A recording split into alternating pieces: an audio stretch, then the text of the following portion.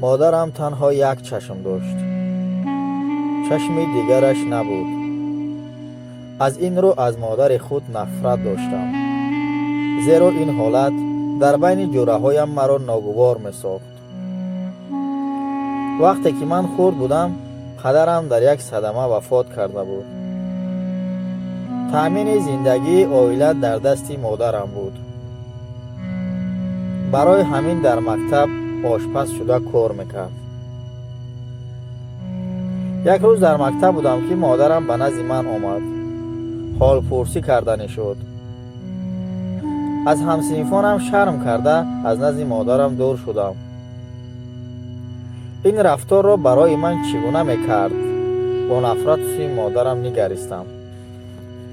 روز یک دوستم از من پرسید: مادر تنها یک چشم دارد، برای چی چشم دیگرش نیست؟ دوستان دیگر هم به من میخندیدند. از این خیلی شرم کرده مردن مادرم را میخواستم.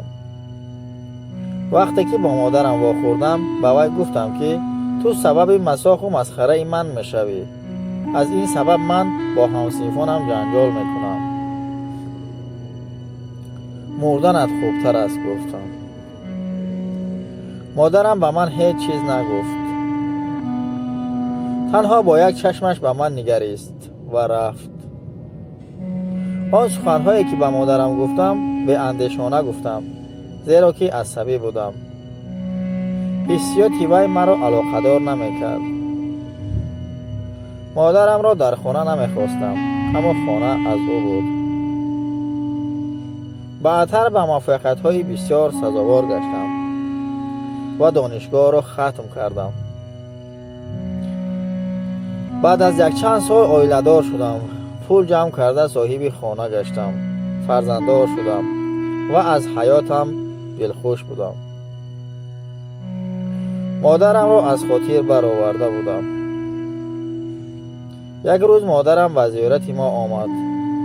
از بین چند سالها گذشته بود که مرا ندیده بود. به نزد در آمده در را تق تق کرد.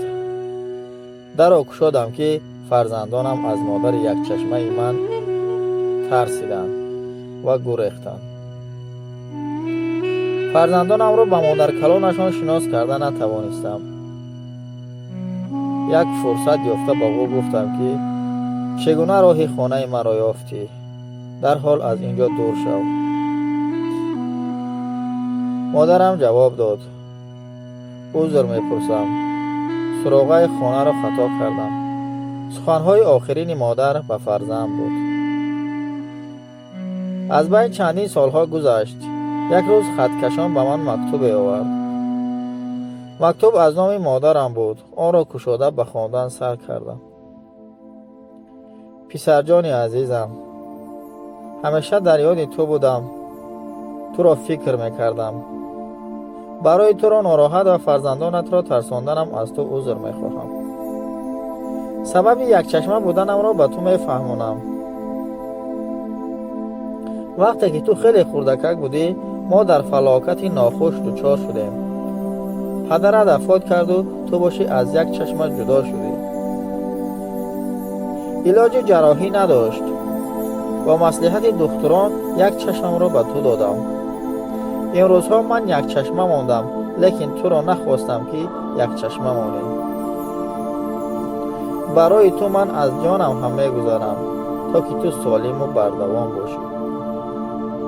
برای تو از همه چیز گذشت کردم، چون که تو فرزندی من هستی.